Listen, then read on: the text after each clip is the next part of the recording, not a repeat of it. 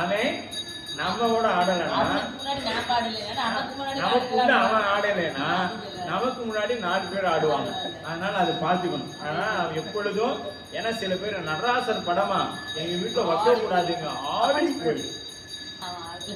ஆடி போயிடும், வைக்க கூடாது, ஆடி வந்துருச்சு.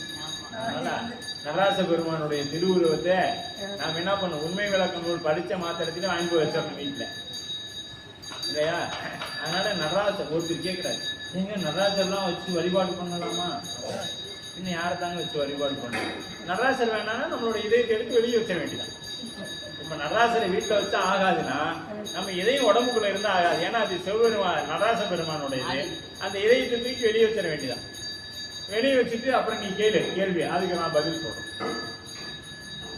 இல்லையா? அப்ப அவர் எப்பொழுதும் அந்த நடராசருடைய ஆட்டமும் நம்மளுடைய இதய துடிப்பு ஒரே மாதிரி